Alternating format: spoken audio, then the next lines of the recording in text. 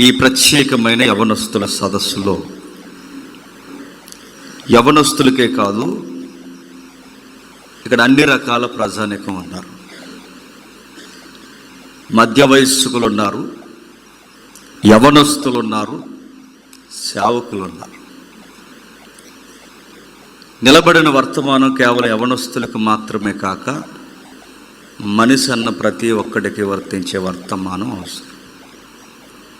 దానిని గూర్చిన వాక్యానుసారమైన మెలుకు మనకు అవసరం. కాబట్టి కాస్తంత జాగ్రత్తగా విందాం. జీవితంలో ప్రతి ఒక్కరూ ఎదగాలనుకుంటారు. సేవా జీవితంలో ఉన్నవారు కూడా సేవలో ఎదగాలనుకుంటారు. సంఘ కాపరిగా ఉన్నవాడు కూడా సంఘ కాపరిగా ఎదగాలనుకుంటాడు. ఒక బిజినెస్ చేస్తున్నవాడు బిజినెస్లో సక్సెస్ రేటింగ్ చూడాలనుకుంటాడు. ఒక క్రీడాకారుడు తన లైఫ్లో తిరిగిలేని మెడల్స్ సంపాదించాలి, సక్సెస్ అంటే ఏంటో నా సొసైటీకి చూపించాలనుకుంటాడు. మీరు ఏ సెక్టార్ అయినా తీసుకోండి, ఎదగాలనుకుంటారు. నేను అడుగుతున్నాను మొమ్మటం లేకుండా, ఎదగాలి అనుకుంటే ఎదిగేస్తామా? ఎత్తుకు పై ఎత్తేసి ఎత్తుగడల మీద ఎత్తుగడలేస్తే ఎదిగేస్తామా? అది బిజినెస్ అయినా, స్పోర్ట్స్ అయినా, సాఫ్ట్వేర్ అయినా, సేవ అయినా, ఏదైనా లైఫ్లో సక్సెస్ అవ్వాలి అంటే బైబిల్ మోమాటం లేకుండా చెప్పింది ఎథిక్స్ అవసరం అని చెప్పింది. ఎథిక్స్ మీన్స్ నైతిక విలువలు. దాన్ని రకరకాల కోణాల్లో డిక్షనరీ ఇచ్చింది. ప్రిన్సిపల్స్, మోరల్స్, వాల్యూస్ అన్నారు. ఒక మనిషి సంసారంలోనే కాదు సమాజంలో అయినా, సమాజంలోనే కాదు సేవలో అయినా, సేవలోనే కాదు వాడు ఏ రంగంలో రణరంగంలో ఉన్నవాడైనా, చిన్నోడైనా, పెద్దోడైనా, యవనస్తుడైనా, ఎవడైనా లైఫ్లో స్థిరపడాలి అంటే నైతిక విలువలు అవసరం. నైతికత లేకపోతే ఏమవుద్ది ఏంటి? పతనం అవుద్ది. నువ్వు చదువుతున్న చదువులో నీకు నైతికత అవసరం. నువ్వు చేస్తున్న చిన్న చిన్న ఉద్యోగాల్లో నైతికత అవసరం. బైబిల్ దానికి పెట్టిన పేరు సత్క్రియ అంతే.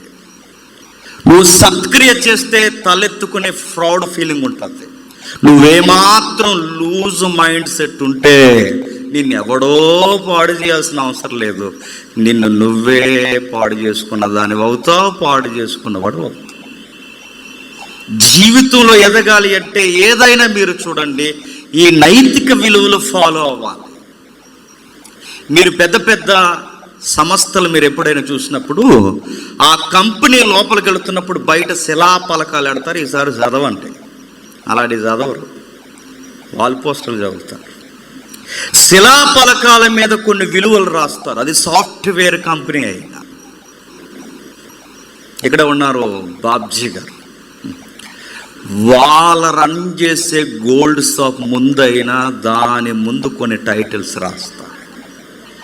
మీరు ఏ బిజినెస్ ముందైనా మీరు చూడండి, ఏ సంస్థ ముందైనా చూడండి, వాళ్ళు రాసుకున్న ప్రిన్సిపల్స్ ఏంటో చెప్పిన మోరలకు తగ్గట్టుగా మనం విధి నిర్వహణ చేయాలని వారు రాసుకుంటారు. మీరు చూడండి, ఇక గవర్నమెంట్ సంస్థలు అంటారా, వాళ్ళు ట్యాగలైనే స్టార్టింగ్ లో పెట్టేది ఏంటో తెలుసా? సత్యమేవ జయతే అంటారు. స్లోగన్ బాగుందని అంటారు, దాన్ని పాటించాలని పెడతారు. ఇవన్నీ పాటించకపోతే ఏమవుద్ది? మొరాలిటీ, నైతికత, ప్రిన్సిపల్స్, ఎథిక్స్, వాటిని ఇవన్నీ అర్థాలు వేరనుకోకండి, ఒక్కటే సారం, ఒక్కటే పర్యాయ పదాలు. దీని సారాన్ని మనం ఫాలో అవ్వకపోతే దెబ్బల మీద దెబ్బలు తింటాం, ఎంత ఎదిగినా. ఎగ్జాంపుల్స్ ఏమైనా ఉన్నాయంటే ప్రాక్టికల్ ఎగ్జాంపుల్స్ చాలా ఉన్నాయి. ఉదాహరణ, మన గోదావరి డెల్టా ఏరియాలో కొన్ని సంవత్సరాల క్రితం, కొన్నంటే సుమారు ఒక 12-13 సంవత్సరాల క్రితం సోషల్ ఈవెంట్స్ ఎక్కువ చేసేవారు. మీరు గమనించారు? సోషల్ ఈవెంట్స్ అంటే భోజనాలు పెట్టడం, దాన ధర్మాలు చేయడం, వసతులు కల్పించడం, ఎక్కడైతే ఏ ఊరికి మంచినీళ్ళు దొరకట్లేదో అక్కడ ట్యాంకులు కట్టించడం, ఇవన్నీ చాలా వేగంగా చేసేవారు. ఇటీవల కనబట్టలేదు ఆ వ్యవస్థ, మీరు చూశారు. గోదావరి డెల్టా ప్రాంతంలో వాళ్ళు పెట్టింది పేరు, ప్రాంతంలో మన ఉభయ గోదావరి జిల్లాలలో సోషల్ మూమెంట్స్ చాలా ఎక్కువ చేశారు. భారతదేశంలో నెంబర్ 1 కంపెనీగా ఎదిగింది ఆ వ్యవస్థ. భారతదేశంలో తిరుగులేని కంపెనీగా ఎదిగింది ఆ వ్యవస్థ. ఆ కంపెనీ ట్యాగ్ లైన్ ఏంటో తెలుసా? ఇదిగో ఎథిక్స్కి కట్టుబడి ఉంది మా కంపెనీ అని రాసుకున్నారు వాళ్ళు. ఆ కంపెనీ పేరే సత్యం కంప్యూటర్స్. సత్యం మీదే కంప్యూటర్స్. ఆ వ్యవస్థ ఉన్నదే సత్యం. వాళ్ళు పెట్టుకున్న ఇదిగో ఈ సత్యానికి తగినట్టుగా మేము వ్యవహరిస్తామన్నారు, పెట్టుకున్నారు, రాశారు. వారు తగినట్టుగానే వారు సాఫ్ట్వేర్ కంపెనీని అనతి కాలంలోనే భారతదేశంలో నెంబర్ 1 సాఫ్ట్వేర్ కంపెనీగా ఎత్తారు. నా మాటలు బాగా వినాలి మీరు, చాలా సీరియస్గా. మీరు ఏమాత్రం నెగ్లెక్ట్ చేశారో మీ లైఫ్కి మీరు ఉత్తరవాదులవుతారు. సాఫ్ట్వేర్ కంపెనీ ఎంత నెంబర్ 1 అంటే ఆ రోజుల్లోనే సత్యం కంప్యూటర్కి ఓపెనింగ్ చేయడానికి, అంటే మరొక ప్రాజెక్ట్ ఓపెనింగ్ చేయడానికి అమెరికా ప్రెసిడెంట్ వచ్చాడు. ఇండియా చదివారు? ఈ వార్తలు చూసారా? బిగ్ బాస్ చూస్తున్నారా? చూడండి కరెంట్ వార్తలు, కరెంట్ న్యూస్ ఏంటో అబ్జర్వ్ వచ్చాయి. సత్యం కంప్యూటర్ ఎక్కడ ఇండియా, ఎక్కడ అమెరికా, ఎక్కడ వెస్టర్న్ కల్చర్, ఎక్కడ ఇండియన్ కల్చర్. ఇక్కడి నుంచి ఒక చిన్న సంస్థ ఇప్పుడిప్పుడే డెవలప్ అవుతున్న మన భారతదేశంలో ఒక సాఫ్ట్వేర్ కంపెనీ పుట్టడం, మేము మోరల్కి కట్టుబడి ఉన్నామని చెప్పడం, దానికి అనేక మంది పెట్టుబడులు పెట్టడం, ఆ పెట్టిన రంగం ఒక్కసారి ఊపందుకోవడం, అది అమెరికా ప్రెసిడెంట్ కన్నుల్లోనే పడడం. అమెరికానే అట్రాక్షన్ చేసింది, అమెరికానే ఆకర్షించింది, అమెరికా ప్రెసిడెంట్ని ఇండియాకి రప్పించింది. ఒక్కసారి ఎక్కడ చూసినా ఆ రోజుల్లో 13 సంవత్సరాల క్రితం ఏం చదువుతున్నారంటే అందరూ చెప్పేసేవారండి లైన్గా సాఫ్ట్వేర్ అనేవారు. మా అన్నయ్యగాడు కూడా ఉన్నాడు సాఫ్ట్వేర్, MCA, ఆడు కూడా చేసేవాడు. ఎవరు చూసిన అందరూ సాఫ్ట్వేర్లే. మరి ఇంత సాఫ్ట్వేర్ చేస్తారు ఎక్కడంటే ఎట్లా అయినా సరే సత్యం కంప్యూటర్లో జాబ్ కొట్టడమే మా లైఫ్ గోల్ అన్నారు. మా వాడు బ్యాంక్ జాబ్ కొట్టి పక్కకు పోయాడు. ఎంతకాలం అయింది? సత్యము కంప్యూటర్ ఎంత ఎత్తుకంటే ఇదిగో మన ఇక్కడున్న ఆదిత్య కాలేజ్ కానీ ఈ ఎన్నో కాలేజెస్ ఉన్నాయి. ఇక్కడున్న ప్రతి కాలేజీకి వాళ్ళు అప్పుడప్పుడు వాళ్ళ ప్యాకేజీని పంపించేదిగో ఇంతమంది స్టూడెంట్స్ని మేము తీసుకుంటామని వకాల్తా ఇచ్చేవారు వాళ్ళు. రకరకాల అడ్వర్టైజ్మెంట్లు ఎక్కడికి పోయినా Satyam computer, Satyam computer, Satyam computer. Once upon a time Satyam కంప్యూటర్ని మూసేశారు. సత్యం కంప్యూటర్ని ఎత్తేసారు, బోర్డు బయటికి లాగేశారు. సత్యం కంప్యూటర్ ఆయన అధినేత సత్యము రామలింగరాజుని తీసుకెళ్లి జైల్లో పడేశారు. వై? Money mafia. సత్యమని చెప్పుకున్న ఆ కంపెనీని ఎందుకు మూసేశారు? ఏం తప్పు చేశారు? తప్పేం చేశారంటే ఒకే ఒక్క తప్పు గవర్నమెంట్ పట్టుకుంది, మనీ మాఫియా, స్కామ్. డబ్బులు వెనకేశారట. ఉద్యోగాల పేరుతో, కంప్యూటర్ పేరుతో, సాఫ్ట్వేర్ పేరుతో దేశానికి ట్యాక్స్ ఎగ్గొట్టి, దేశానికి కట్టాల్సిన ముడుకులు చెల్లించకుండా ఎప్పుడైతే మనీని మాఫియా చేశారో, నల్లధనాన్ని ఎప్పుడైతే కూడబట్టారో, ఆ ఒక్క తప్పు ఆ మోరలు చూసి చూడనట్టు వదిలేశారు, మూసేశారు. అంత పెద్ద అమెరికా ప్రెసిడెంట్ వచ్చిన ఈ సంస్థని ఎందుకు మూసేశారంటే ఒకే ఒక్క ఆన్సర్, విలువలలో లూజ్ అయ్యారు, మూసేశారంటే. అంటే మోరలు వదిలామో, ఒక్కసారి పర్లేదులే అనుకున్నామో, ఇక అయ్యిందే కదా. గుర్తుపెట్టుకో. పేజ్ 2 కేస్ 2 సెకండ్ ఎగ్జాంపుల్ 2010 అనుకుంటా మన ఇండియాలో కామన్ హెల్త్ గేమ్స్ జరిగాయి. కామన్ హెల్త్ అంటే తెలుసుగా, తెలియకపోతే రేపు పొద్దున్న తూర్పు అయిపోయింది చూడటమే. ఇంకా అవి కూడా తెలియకపోతే ఇంక మనం ఎలా బతుకుతున్నాం అంటే తింటున్నాం, తెల్లారుతుంది అన్నమాట. Common health Olympics state games కొన్ని ఉంటాయి, తెలుసుకోవాలి. అవి స్టాండర్డ్ జీకే, మారవు. అవి యూత్ మీట్ కదండి, ఈ పదాలు మీకు అర్థం అవ్వాలి. Commonwealth games 2010. వెళ్దాం, వాక్యంలోకి వెళ్ళే ముందు ప్రాక్టికల్ ఎగ్జాంపుల్స్ వినండి. ఏం జరిగింది? ప్రపంచ దేశాలు కామన్వెల్త్ గేమ్స్లో ఆడడానికి వస్తాయి. దానికి ఒక స్లోగన్ ఉంది, ఒక టైటిల్ ఉంది. కామన్వెల్త్ గేమ్స్ ఎలా పుట్టాయంటే రకరకాల ఫిలాసఫీలు ఉన్నాయి. దానికి ఒక లైన్ ఉంది. బ్రిటిష్ సామ్రాజ్యము చేత ఎవరైతే పరిపాలింపబడ్డారో, ఎవరైతే అణిసివేయబడ్డారో, ఆ అణిసివేయబడిన దేశాలన్నీ బయటకు వచ్చి గేమ్స్ ఆడతాయి అన్నమాట. అందులో ఎన్ని ఉంటాయంటే, అందులో రకరకాలు ఉంటాయి. అందులో స్వర్ణం ఉంది, సిల్వర్ ఉంది, ఇంక ఎక్సెట్రా ఎక్సెట్రా ఏదో ఉంది. ఏమీ లేకపోతే కనీసం గేట్ పాస్ ఉంది. మొత్తం మీద దానికి వెళ్ళడమే పెద్ద దేశానికి పేరు తెచ్చే విధానం. ఎక్కడెక్కడో ప్రపంచ దేశాలన్నీ మన భారతదేశానికి వచ్చే, భారతదేశంలో కామన్ హెల్త్ జరుగుతున్నాయి అనగానే మన ఇండియా మేము కూడా కామన్ హెల్త్ చేస్తున్నామని కాళ్ళు ఎగరేస్తుంది.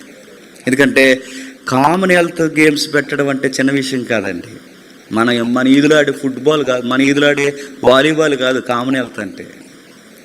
మన ఈదులు ఆడితేనే కబడ్డీలు, కోతుకొమ్మచ్చ, అది కాదు. కామన్ హెల్త్ గేమ్స్ అంటే దేశం గౌరవాన్ని పెంచే గేమ్స్ అవి. ప్రపంచ దేశాలన్నీ వచ్చాయి.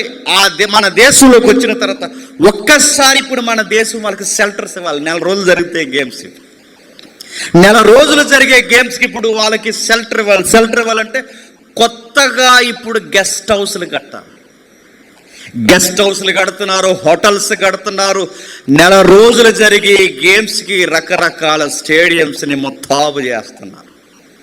రోడ్లు మరమ్మతులు కాదు, కొత్త రోడ్లు వేస్తున్నారు. ఎందుకంటే ప్రపంచ దేశాలు వచ్చి మన దేశం చూసినప్పుడు ఇండియా బాగుందిరా అని చెప్పుకోవాలి కదా మరి. అందుకే ఎప్పుడు వేయిన రోడ్లు ఇలా ముఖ్యమంత్రి గారు వస్తారంటే రాత్రి వేసేస్తారు. మనం ఎలా పోయినా అనవసరం, ఆయన వస్తున్నాడంటే వేసేస్తారు. మనం రోజు తిరిగే వాళ్ళు మనకు రోడ్లు లేరు, ఎప్పుడో వచ్చేవాడికి మేస్తారు మాత్రం వేసేస్తారు. అలాగే మనం ఉన్న వారికి మనకు రోడ్లు లేదు. కానీ ప్రపంచ దేశాలు మన దేశం వస్తున్నాయి అనగానే రోడ్లు వేశారు, మొత్తాబులు చేశారు, స్టేడియంస్ కొత్తవి కట్టారు, హోటల్స్ కట్టారు, గెస్ట్ హౌస్లు కట్టారు. 1, 2 మొత్తం మీద ఖర్చు తడికి మోపుడై 60 కోట్లు బిల్లు చూపించారు. ఎంత? 60 కోట్లు. ఇండియా అండో మళ్ళీ ఏదనుకుంటారు.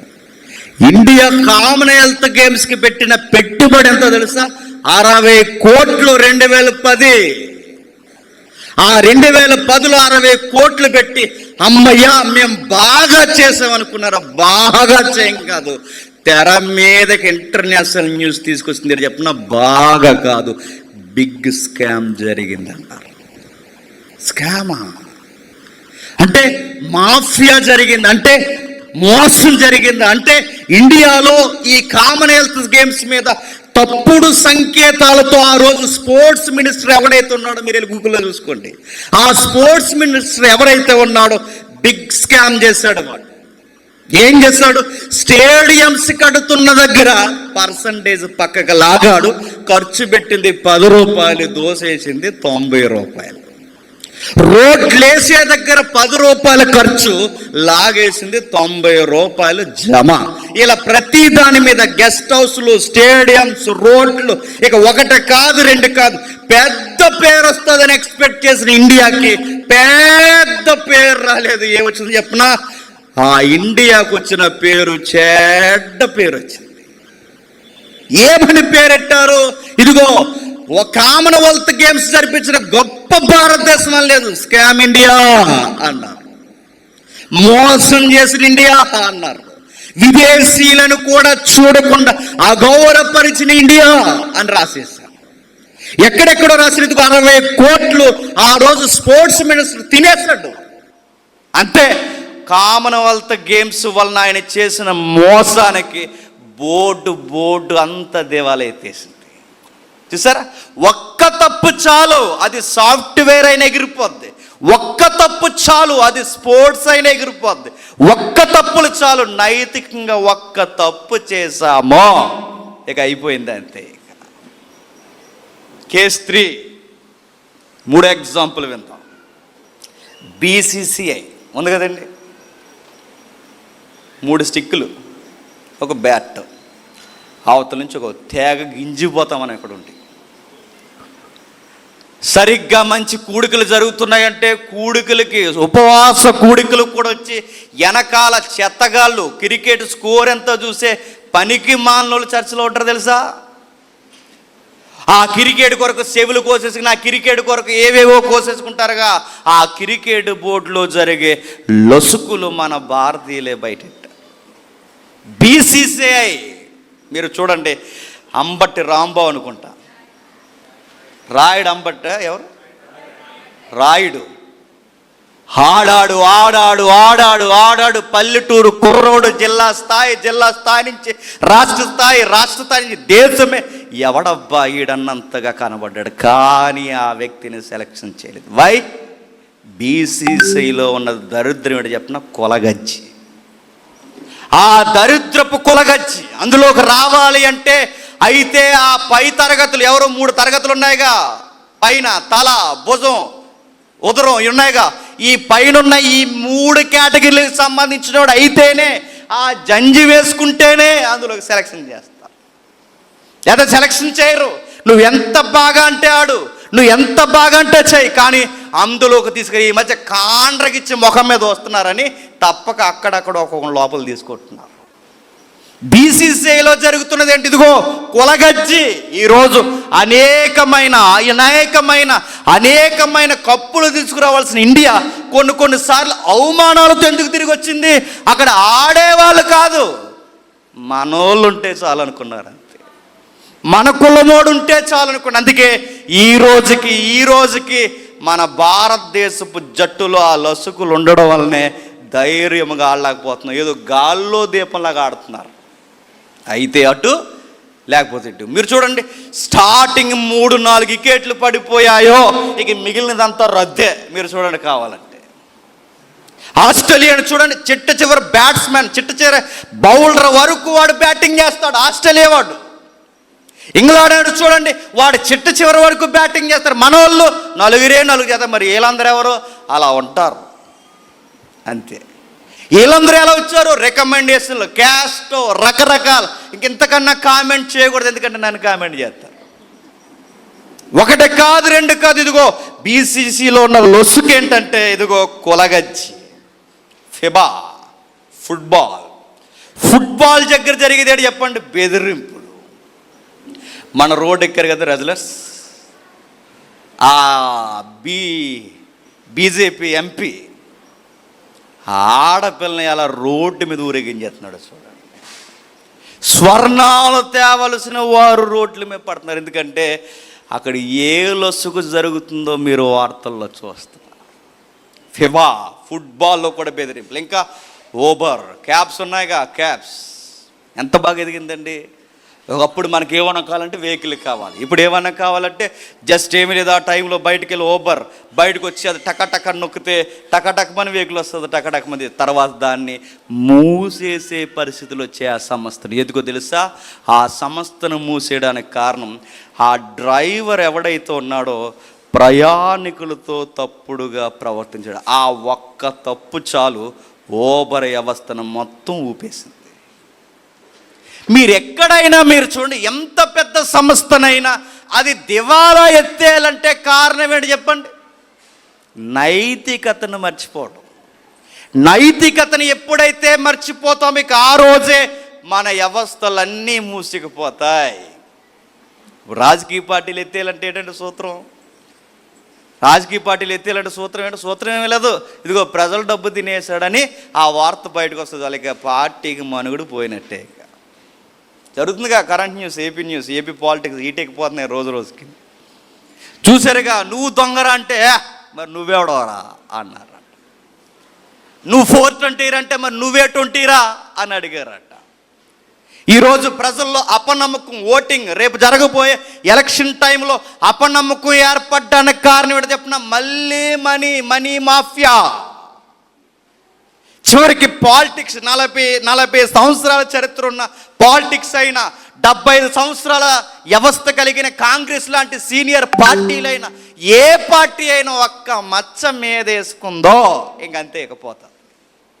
అంటే ఏ వ్యవస్థకైనా జీవితం ఉండాలి అంటే ఇదిగో నైతికత ఉండాలి. ఒకటా రెండా ఎన్ని ఎగ్జాంపుల్స్ ఉన్నాయండి. న్యూస్ ఛానల్స్ చూడండి.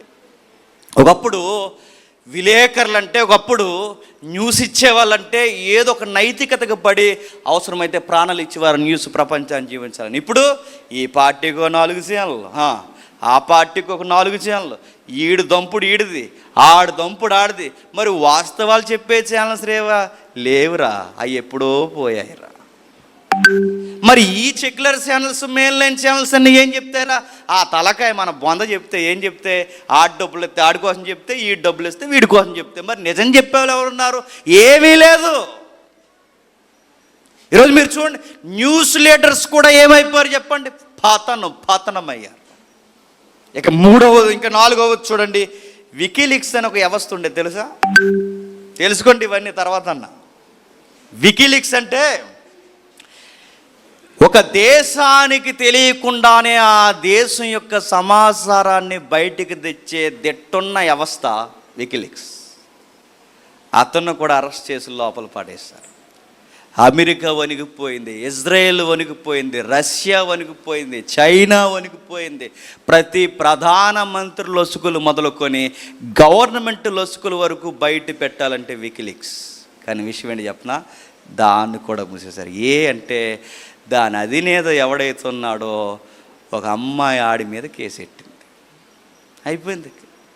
ఇక అక్కడతో ఆ వ్యవస్థను మూసేశారు. మీరు ఏదైనా మీరు చూడండి, ఎంత పెద్ద వ్యవస్థ అయినా ఈ ప్రపంచ పటం మీద దానిని ఆ నైతికతను ఫాలో అవ్వకపోతే పతనం అయిపోతాం. నేను అడుగుతున్నాను, సంస్థలకి వ్యవస్థలకేనా అంటే నో. ఫ్యామిలీలు బాగుండాలన్నా ఏం పాటించాలి చెప్పండి? ఎథిక్స్. స్కూల్ లైఫ్ బాగుండాలన్నా ఏం పాటించాలి చెప్పండి? ఎథిక్స్. కాలేజీ లైఫ్ బాగుండాలన్నా దేనిని మనం రంగంలోకి తీసుకోవాలి చెప్పండి? ఎథిక్స్. నీ బిజినెస్ లైఫ్ బాగుండాలన్నా దేనికి కట్టుబడి ఉండాలి చెప్పండి? నైతికత. చివరికి నీ వర్క్లో సక్సెస్ ఏంటో చూడాలి అంటే నైతికత. నువ్వు ఏ రంగంలో ఒక ఎత్తుకు ఎదగాలి అంటే నైతికత. చదువుకునే తమ్ముళ్ళు, చిన్న చిన్న ఉద్యోగాలు చేసే తమ్ముళ్ళు ఉంటే జాగ్రత్తగా వినండి, వాక్యంలోకి వెళ్దాం. ఇదే క్లాస్ రూమ్ అనుకోండి, నేనే మాస్టర్ అనుకోండి. నేడు రేపు 6 నెలల తర్వాత మీకు ఎగ్జామ్స్ వస్తున్నాయి అనుకోండి. నేను లెసన్ సీరియస్గా చెప్తున్నాను. మీరేం చేయాలి లైఫ్లో ఎదగాలంటే? సీరియస్గా వినాలి. అలా వినకుండా అలా గోడలను చూసి, అలా సీలింగ్ని చూసి, ఆ పక్కనోనుకోకి ఆ కాగితాలతో ర్యాకెట్లు చేసి, అది ఇలాగేసి అలాగేసి, లవ్ సింబల్ ఎలా పెట్టాలి, ఈ చెత్త, ఇలాంటి కల్చర్ అంతా నేర్చుకుంటూ మరొకడు సీరియస్గా సార్ అక్కడ పాఠం చెప్తుంటే నువ్వు అలా బెంచ్ మీద మెల్లగా నిద్ర తీసావనుకో. మరొకడు సీరియస్గా అక్కడ సార్ పాఠం చెప్తుంటే అవసరం లేనివన్నీ తిరగేసి చూస్తున్నావు అనుకో. నేను అడుగుతున్నాను, ఈ బాధ్యత లేని వ్యవహారం ఎప్పుడైతే నువ్వు పాటించావో వాడు చదువు సంకనాకిపోవడానికి కారణం ఎవడు చెప్పండి? సారా? వాడి జీవితం పతనమైపోవడానికి కారణం ఎవరు చెప్పండి? వాళ్ళ అమ్మా నాన్న. వాడి జీవితం రేపొద్దున గేదెలు కాచుకునే పరిస్థితి రావడానికి కారణం ఎవరు చెప్పండి? ఆ తోటి విద్యార్థులు. ఇవేమీ కాదు, నీకు విలువలతో కూడిన బాధ్యత లేకపోవడం. సారు సీరియస్గా లెసన్ చెప్తున్నప్పుడు నేను వినాలన్న బాధ్యత లేనప్పుడు ఇక అయిపోయేవంతే. మా అమ్మ నాన్న కష్టపడి రూపాయి దాసి నన్ను ఈ కాలేజీలో ఫ్యాన్ కింద కూర్చోబెట్టారన్న ఆ నైతికత నువ్వు గుర్తెట్టుకోకపోతే అయిపోయింది నీ చదువు అంతే. నీ విలువలు నువ్వే గుర్తించకపోతే మరొకడొచ్చి నిన్ను బాగు చేయడం అనేది అసాధ్యము సుమా. నీ చదువుకు తగ్గ వస్తువులు నువ్వు వాడాలి. నీ చదువేమో వానాకాలం చదువు, నీకు కావాల్సిందేమో ఐఫోన్ కావాలి. అది కొనకపోతే వెళ్ళనంటావు. వెళ్ళకపోతే పోయేదెవడు? నువ్వే. దీన్ని మినిమం మోరల్ అంటారు, మినిమం ఎథిక్స్ అంటారు, మినిమం కామన్ సెన్స్ అంటారు. అరే మా స్థాయి ఎంత, మా నాన్న కష్టం ఎంత, మేము కట్టే ఈఎంఐలు ఎంత, నేను జాయిన్ అయిన కాలేజీ ఫీజు ఎంత, ఇవన్నీ లెక్కలేసుకోకుండా నువ్వు అలా కూర్చుని సోదు కాలయాపన చేసి పీరియడ్ అయ్యే వరకు అక్కడ ఉండి వెళ్ళిపోయావు అనుకో, ఎవడు నష్టపోతాడు చెప్పండి? నువ్వే నష్టపోతావు. యథావిధిగా పని చేసుకునే మీ అమ్మ నాన్నగా ఎలాగ అలవాటు కనుక వాళ్ళ పని అలా చేసుకుంటారు, లెసన్ చెప్పుకునే సారికి లెసన్స్ అలవాటు కనుక ఆయన లెసన్స్ ఆయన చెప్పుకుంటాడు. తర్వాత ఉన్న జీవితం రంగు మారిపోయేది ఎవరికంటే నీకే. తర్వాత నీ పత్రంలో రంగు మారేది నీకే. ఇవన్నీ ఫాలో అవ్వకపోతే జరుగుతాయంటే జరుగుతాయి. ఏదో దిక్కున కంపెనీలో వర్క్ చేస్తాం, ఆ కంపెనీలో వర్క్ చేసిన తర్వాత ఆ వర్క్ దగ్గర యజమానికి నమ్మకంగా ఉండాలి. నమ్మకంగా లేకుండా యజమాని ఉన్నప్పుడు ఒకలాగా, యజమాని లేనప్పుడు ఒకలాగా, చూస్తే ఒకలాగా, చూడకపోతే ఒకలాగా. ఇవన్నీ గుర్తుపెట్టుకోండి, ఒకరోజు నీ దొంగ ప్రవర్తన బయటపడుతుంది. పని వచ్చినప్పుడు కంపెనీ నుంచోలో లేదా నిన్ను పీకేయాలో కూడా నిర్ణయాలు తీసుకుంటుంది. అలాంటి స్థితిని తెచ్చుకున్నది కారణం ఎవరు చెప్పండి? నువ్వే. ఇలా మీరు ఏ సెక్టార్కైనా వెళ్ళండి, ప్రతి సెక్టార్లో మనకు కనిపించేది ఏంటి చెప్పిన, మోరలకి కట్టుబడి మనం బతకకపోతే మనల్ని ఎవడో పాడు చేసిన అవసరం లేదు. నైతికత లేని మన బతుకుల్ని మనమే పాడు చేసుకుంటాం. నైతికతకి పడి బతికితే, నైతికత అంటే దేవుడు పెట్టిందే, కాన్షియస్ లోపల పెట్టాడు మనకి. మంచి ఏంటో లోపల చెబుతుంటుంది, చెడేంటో లోపల చెబుతుంటుంది, ఒక జడ్జిమెంట్ స్కేల్ లోపల పెట్టాడు. దానికి కట్టుబడి మనం బతికితే లైఫ్లో సక్సెస్ అవుతాం. ఉన్నారా అలాంటి వాళ్ళంటే? ఉన్నారు. మచ్చుతునకు ఒక ఆయన లైఫ్ స్టైల్ ఇప్పటి వరకు నేను చెప్పిన ఎగ్జాంపుల్స్ అన్నీ బాగా వినాలి. ఇప్పటి వరకు నేను చెప్పిన ఎగ్జాంపుల్స్ అన్నీ ఆయన దగ్గరికి తెచ్చి కొలవండి, లైఫ్లో సక్సెస్ ఎలా అయ్యాడో చూపిస్తాడు ఆయన. మొట్టమొదటి పాయింట్, ఆయన ఎదుట వ్యక్తుల్ని గౌరవిస్తాడు. ఆయన తనను అవమానపరిచిన వారిని కూడా ఆయన గౌరవిస్తాడు. ఆయన తనను ద్వేషించిన వారిని కూడా గౌరవిస్తాడు. ఆయన ఎవరైనా? ఓల్డ్ టెస్టమెంట్లో ఉన్న యోసేపు. తన అన్నలకి తనంటే పడదు. తనని గౌరవించలేని అన్నలని యోసేపు ఏం చేశాడు చెప్పండి?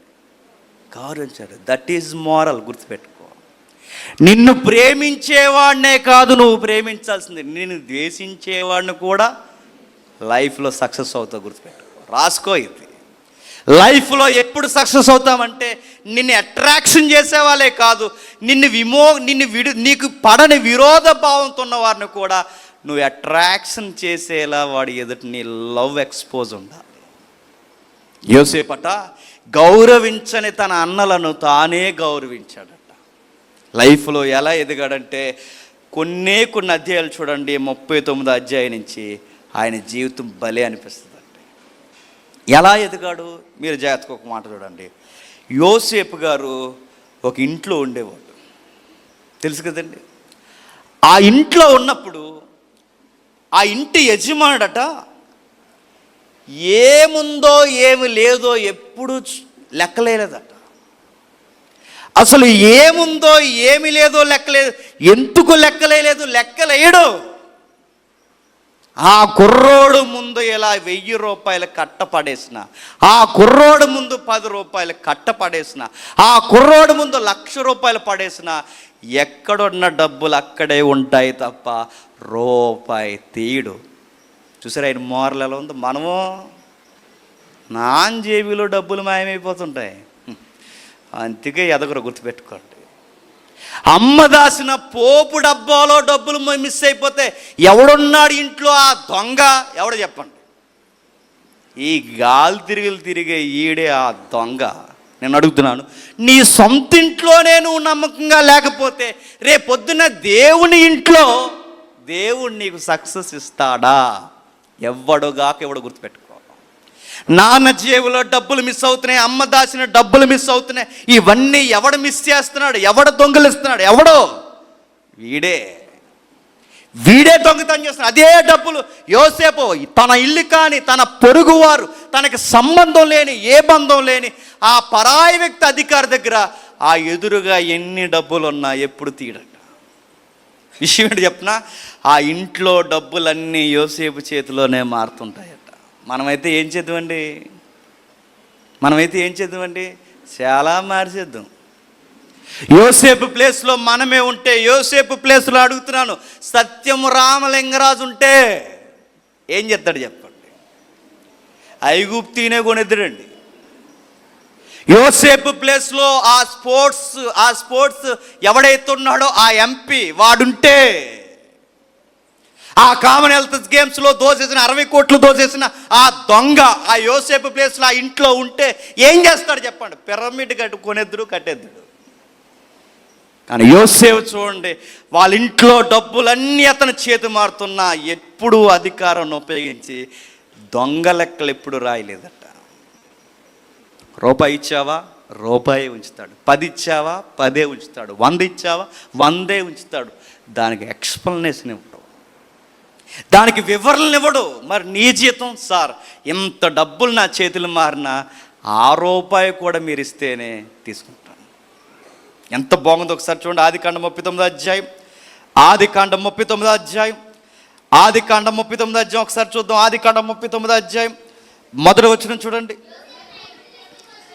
యోసేపును ఐగుప్తు తీసుకుని వచ్చినప్పుడు ఫరో యొక్క ఉద్యోగస్తులను రాజ సంరక్ష సేనాధిపతియు పోతీఫరు ఒక ఐగుప్తీయుడు అక్కడికి ఎవరంటే ఆ యజమాని ఏం చేస్తాడంటే, ఆ యజమాని డ్యూటీ ఏంటంట? రాజ సంరక్షకుడు. రాజు సంరక్షకుడు అంటే రాజుకి ప్రత్యేకమైన బాడీగార్డ్ అన్నమాట. ప్రత్యేకమైన రాజు సంరక్షణ అంటే ఎస్కాట్ డ్యూటీలో ఆయనే మేజర్ జవాన్గా పనిచేస్తాడట. అలాంటి ఇంట్లో ఉన్నాడట యోసేపు. బాగా వినండి 2వ వచనంలో, యెహోవా యోసేపునకు తోడై ఉండెను గనక అతడు వర్ధిల్లుచు తన యజమానుగా ఐగుప్తు ఎంట ఉండెను. యెహోవా అతనికి తోడై ఉండెననియు అతడు చేసినదంతా అతని చేతిలో యెహోవా సఫలము చేసనియు అతడి యజమానుడు చూసినప్పుడు. ఏం చూసాడంటే చెప్పండి? ఆ అధికారి కింద పని చేస్తుంటే అధికారికి తన ప్రవక్తల్లో ఇచ్చిన మెసేజ్ ఏంటి చెప్పండి? ఈ కుర్రోడు అంటే దేవుడికి ఇష్టం. ఈ కుర్రోడు ఎక్కడుంటే అక్కడ ఆ ఇల్లు, ఆ ప్రాంతం, ఆ బిజినెస్ని దేవుడు దీవిస్తాడు. ఎంత బాగుందండి. ఎగబడి జాయిన్ చేసుకోవాలి ఇలాంటి కుర్రోళ్ళని. అంటే ఈ 10 మంది పోయినా పర్లేదు, కానీ ఈ కుర్రోడు మాత్రం మానడానికి వీల్లేదని చెప్పాలి. మనం ఓనర్ చెప్తాడా? వాళ్ళని వండియండి, నేను పంపించండి అంటారు. మనం ఎక్కడైనా ఉంటే గుర్తుపెట్టుకోండి, మనం ఎక్కడైనా ఉంటే మనం లేని లోటు స్పష్టంగా తెలియాలి. వాడుంటే ఇలా జరగదండి. ఆ నమ్మకం స్థాపించాలి. యోసేపు చూడండి ఎలా స్థాపిస్తున్నాడు చూడండి. ఆ అబ్బాయికి దేవుడు తోడు. ఎందుకు తోడున్నాడంటే ఆ అబ్బాయి దేవుని దృష్టికి నమ్మకస్తుడు. నేను చూశానో లేదో నాకు తెలియదు, కానీ దేవుడు చూస్తున్నాడని ఎప్పుడు భయపడే నమ్మకస్తుడు. డబ్బుల విషయంలో నమ్మకం ఉంటాడు, సంసారంలో నమ్మకం ఉంటాడు, నిత్యావసరాల్లో నమ్మకం ఉంటాడు, ప్రతి విషయంలో నమ్మకం ఉంటాడు. అధికారం ఇచ్చాం కదని కళ్ళు నెత్తికెక్కేలా మాట్లాడు. అధికారంలో ఒదిగొదిగి నమ్మకంగా ఉంటాడు. ఈ నమ్మకమైన కుర్రోడు నా ఇంట్లో ఉంటే చాలనుకున్నాడు. అందంగా ఉన్నాడు, చూడ్డానికి బాగుంటాడు, ఆ ఏరి మొదలుకొని అరికాల వరకు అంత చాలా బ్యూటీగా ఉంటాడు. అలాంటి కుర్రోడిని ఇంట్లో అలా నమ్మకంగా వదిలేశాడు. అంత నమ్మకంగా ఎలా వదిలేశాడంటే ఆ కుర్రోడు తప్పు చేయడన్న నమ్మకం కొద్ది కాలంలోనే స్థాపించాడు. ప్రతి విషయంలో స్థాపించాడు. ఎంత బాగుందో చూడవచ్చును. 5వ వచనంలో, అతడు తన ఇంటి మీదను తన కలిగిన అంతటి మీదను అతని విచారణకర్తగా నియమించిన కాలం మొదలుకొని యెహోవా యోసేపు నిమిత్తం ఐగుప్తిని ఇంటను ఆశీర్వదించెను. యెహోవా ఆశీర్వాదం ఇంట్లోనేమి పొలంలోనేమి అతని కలిగిన సమస్తము మీదను ఉంచెను. సక్సెస్ లైఫ్లో పట్టిందల్లా బంగారం ఎప్పుడవుతుందో చెప్పినా నమ్మకంగా ఉన్నప్పుడు. నువ్వు ఎక్కడ అడుగుపెట్టినా ఎప్పుడు బంగారం అవుతుందో చెప్పినా నమ్మకంగా ఉన్నప్పుడు. లైఫ్లో ఫలాలు ఎప్పుడు చూడగలమో చెప్పినా నమ్మకంగా ఉన్నప్పుడు. ఆ నమ్మకంగా మనం ఉంటే మనం ఎక్కడ అడుగుపెట్టినా, అది సేవ అయినా, సంసారమైనా, బిజినెస్ అయినా, చదువైనా, ఏదైనా, స్పోర్ట్స్ అయినా, ఎక్కడైనా నువ్వు నిలబడిన దగ్గర దేవుడు ఎగేసుకుని వచ్చి నిన్ను దీవిస్తాడు.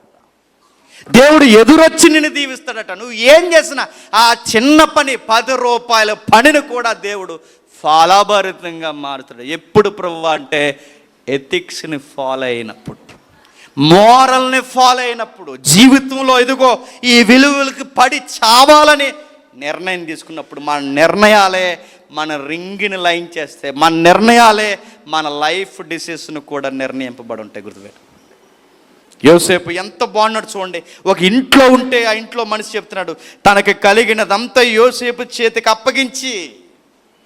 ఎంత నమ్మాలండి? బీరువా తాళాలే యోసేపుకి ఇచ్చేసాడట. మనం ఇస్తామా? మన ఆవిడకేమో ఎందుకేమో అంత నమ్మకంగా ఉంటాం ఒకరికొకరు. లాకర్ తాళాలు ఇచ్చేశాడు, క్యాష్ ఇచ్చేశాడు, అన్నీ ఇచ్చేశాడు. ఇదిగో ఈ నెల టర్న్ ఓవర్ ఎంత, ఈ నెలలో నిత్యావసరాలు ఖర్చుల ధరలు ఎంత, ఇవన్నీ ఎంత, ఏమీ అడగడట. చివరికి నాకు తెలిసి ఆయనకు వచ్చే జీతం ఇప్పుడంటే ఏటీఎంల్లోనూ బ్యాంక్ అకౌంట్లు వేస్తున్నారు, కానీ ఆ రోజుల్లో ఆయన జీతాన్ని కూడా తెచ్చి అది కూడా ఎవరు జమ చేసి ఉంటారు చెప్పండి. ఆ గ్రాస్ అంతా కూడా యోసేపు తెచ్చుంటాడు. ఆ కుర్రోడు వచ్చిన దగ్గర నుంచి ఆ ఇల్లు అభివృద్ధి అభివృద్ధి అభివృద్ధి. పరాయింట్లోనే ఎంత నమ్మకంగా ఉంటే పరాయిల్లే ఎంత వర్ధెలితే, నీ ఇంట్లో నువ్వు నమ్మకంగా ఉంటే నీ ఇల్లు ఎంత వర్ధెలుతుందో ఒకసారి చెక్ చేసుకో. నీ బిజినెస్లో నువ్వెంత నమ్మకంగా ఉంటే నీ బిజినెస్ ఎంత సక్సెస్ చూడగలవో ఒకసారి లెక్కలేసుకో. నీ చదువులో నీవే నమ్మకంగా ఉంటే నీ చదువు ఎంత సక్సెస్ రేటింగ్ చూస్తుందో ఒకసారి లెక్కలే. ఇక్కడుంటే ఒకలా, అక్కడుంటే ఒకలా, దొంగెత్తలేసుకుంటూ తిరిగితే ఆ దొంగతనపు మనస్సు నిన్ను ఎవరినో మోసం చేస్తున్నావు అనుకోకు, నిన్ను నువ్వే మోసం చేసుకున్నావు. ఇక్కడ ఒక మాట మాట్లాడి, అక్కడ ఒక మాట మాట్లాడి, ఈ దొంగ దోబూచులాడే స్వభావం ఎవరో మోసం చేయరండి, మనమే మోసం చేసుకుంటాం. ఒక ఇంట్లో ఉంటే ఆ ఇల్లంతా వరదెళ్ళిపోయిందట. అదే యోసేపు మీద తప్పేసి తీసుకెళ్ళి ఎక్కడ ఆడేశారండి? జైల్లో వేశారు. జైల్లో కూడా నమ్మకంగా ఉన్నాడట. నా మాట మీకు అర్థమవుతుందా? ఇంట్లో ఉంటే ఇల్లంతా ఇచ్చేశారు, జైల్లో ఉంటే ఆ కుర్రోడికి జైలంతా చేతిలో పెట్టి ఈ ఖైదీలందరికీ నువ్వే లీడర్ అన్నారట. మనకైతే ఏం చేద్దరండి చెప్పండి? సింగిల్ సెల్ వేస్తారు. మళ్ళీ ఎందుకు చెప్పనా? ఉన్నోళ్ళు చెడగొడతామని. యోసేపు గారు చూడండి, అసలు ఆయన ఖైదీకి వెళ్ళాడు, తోటు ఖైదీలకు అధికారం అయ్యాడట. ఎలా అయ్యాడు? మోరల్ ఎథిక్స్, నైతికత, ఆ విలువలు తన ఎక్కడున్నా, ఆ 10 మందులున్నా 1000 మందులున్నా మెరుపులా వజ్రంలా కనబడతాడట. రైమండ్ సూట్ వేసుకుంటే కనబడరు, గుర్తుపెట్టుకో. నువ్వేదో బొమ్మన శారీ కడితే కనబడ, గుర్తుపెట్టుకో. మోరలతో నైతికత ఉంటే 1000 మందిలో ఉన్నా మనకు ఒక సెపరేట్ ఇమేజ్ ఉంటుంది, గుర్తుపెట్టుకో. ఒక ప్రత్యేకత, ఒక అట్రాక్షన్ ఉంటుంది. అట్రాక్షన్ ఎలా ఉంటుందంటే, మనిషి అంటే వాడండి, అది అట్రాక్షన్. వాడు మాట అంటే మాట అండి, ఆమె మాట అంటే మాట అండి, ఆమె నమ్మకమే నమ్మకం అండి, అది సూత్రం. ఒక ఇంట్లో ఉంటే ఇల్లు ఇచ్చేసారట, ఒక జైల్లో ఉంటే జైలంతా ఇచ్చేసారట. జైలంతట మీద నువ్వు అధికారివి, తాళాల గుర్తు కూడా నీ దగ్గరే పెట్టానట. మనమైతే ఏం చేద్దామండి? అందరు నిద్రపోయాక తాళాలు తీసుకుని చెప్పండి, ఏం చేద్దాం చెప్పండి? ఎస్కేప్, కనబడమేక. తాళాలు గుర్తు తీసుకుని మన తాళం మనమే తీసి మళ్ళీ తాళాలు వేస్తాం, ఎవడో బయటకు రాకుండా. దొంగ చేతికి తాళాలు ఇస్తారన్నది విన్నారో లేదో నాకు తెలియదు, కానీ యోసేపు అక్కడ ఖైదీలా ఉంటే ఆ ఖైదీ చేతికి అధికారి తాళాలు ఇచ్చాడట. అది సక్సెస్. జీవితంలో విజయాలు ఇప్పుడు చెప్పనా, ఎదుటోడు మనల్ని నమ్మాలి, అది సక్సెస్. దానంతటికన్నా ముందు దేవుడు మనల్ని నమ్మాలి, అది సక్సెస్. యోసేపు ఎదిగాడు ఎదిగాడు ఎదిగాడు. ఒక ఇంట్లో ఉంటే ఇల్లంతా ఇచ్చేస్తారు, ఒక జైల్లో ఉంటే జైలంతా ఇచ్చేస్తారు. అదే యోసేపుని జైల్లో నుంచి బయటకు తీసుకొచ్చి ఆ దేశపు అధికారి ముందు నిలబెడితే ఆ అధికారి దేశాన్ని ఇచ్చేశాడు. ఇంక ఇచ్చేయడమే. ఆ కుర్రోడు ఎక్కడుంటే అక్కడ ఇచ్చేయడమే. ఇల్లుంటే ఇల్లు ఇచ్చేస్తారు, జైల్లో ఉంటే జైలు ఇచ్చేస్తారు. ఆ దేశపు అధికారి ముందుకు వస్తే దేశం ఇచ్చేశారండి. ఎక్కడుందా మాట ఒకసారి చూడండి. ఆదికాండం 41వ అధ్యాయం, త్వరగా ముగించుకుందాం. ఆదికాండం 41వ అధ్యాయం, ఆదికాండం 41వ అధ్యాయం 41వ వచనం చూడండి.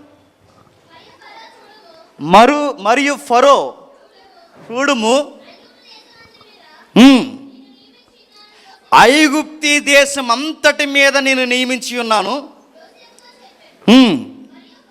మరియు ఫరో తన చేతునున్న తన ఉంగరము తీసి యోసేపు చేతికి పెట్టి సన్నపు నార బట్టలు అతనికి తొడిగించెను. అతని మెడకు బంగారు గొలుసు వేసి తన రెండవ రథం మీద ఎక్కించిన. మీరు ఒకసారి సీన్ ఊహించుకుంటున్నారా? 39కి 41 అధ్యాయానికి అదే ఖైదీకు అప్పుడు తన చేతులకి సంకెళ్ళేశారు. ఇప్పుడు అదే అధికారులు తన మెడకి బంగారు గొలుసు వేస్తున్నారు. ఎలా వేయించుకున్నాడు?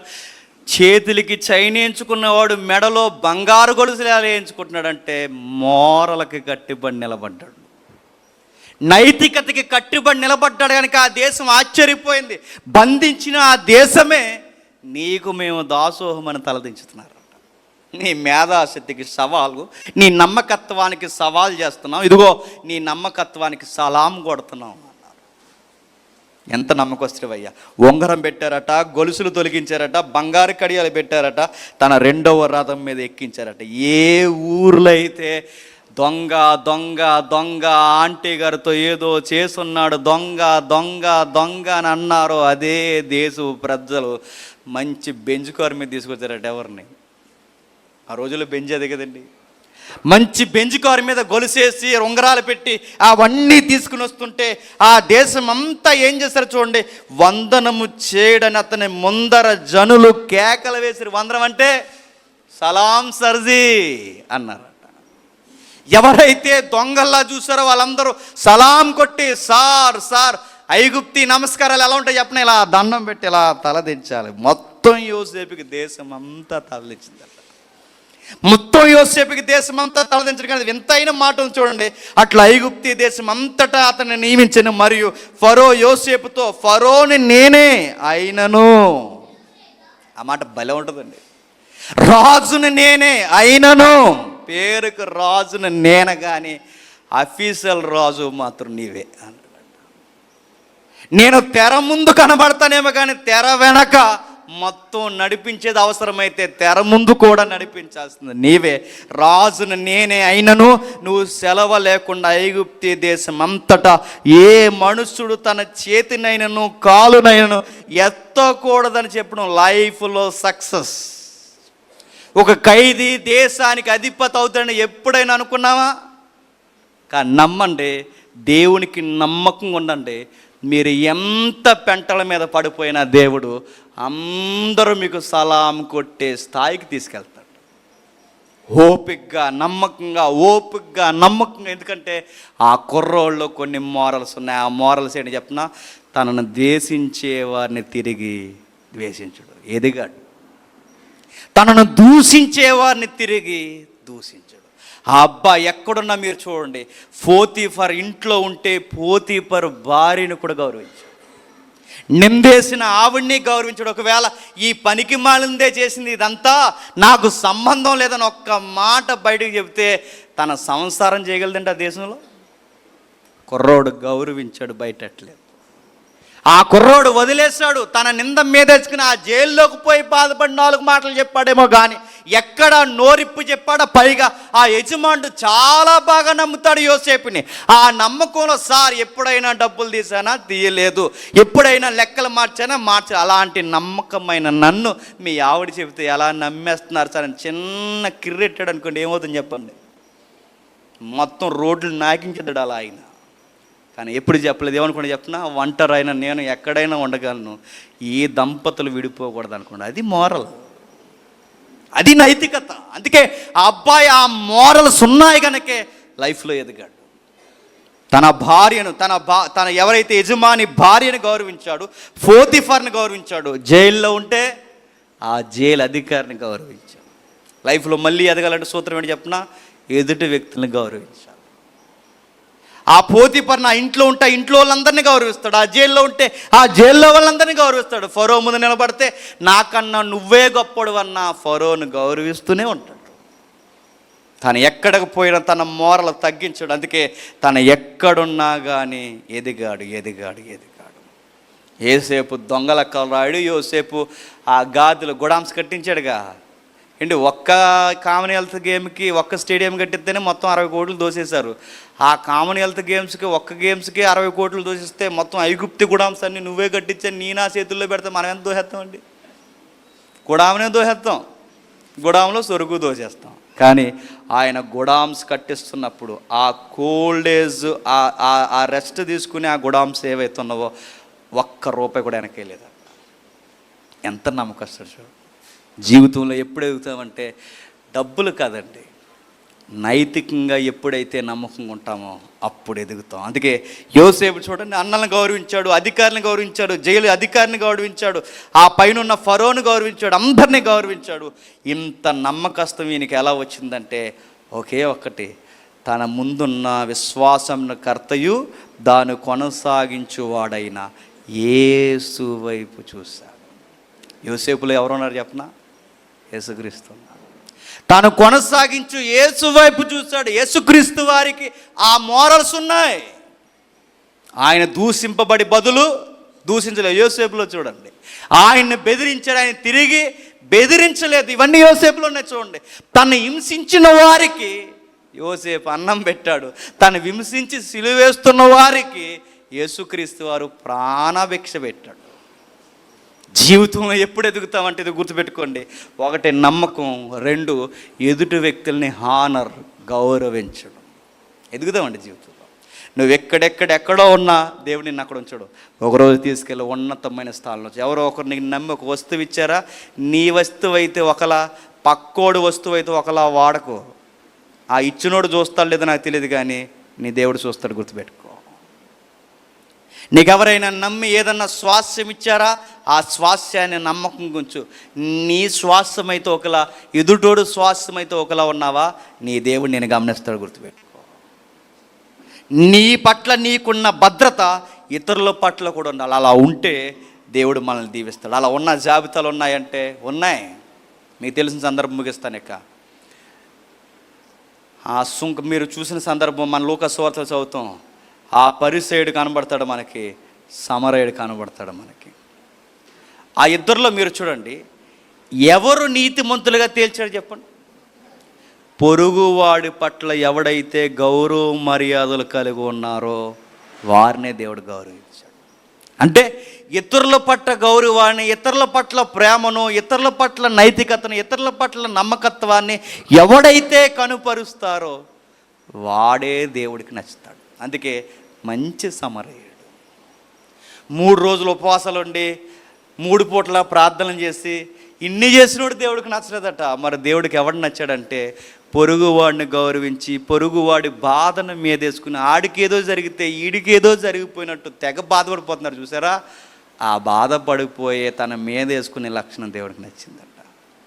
మనం ఎలాంటి చెప్పనా, మనకు కాదు లేరా అనుకుంటాం. మనకు కాదు లేరా కదరా, దేవుడు చూస్తున్నాడు రా అని చెప్తుంది.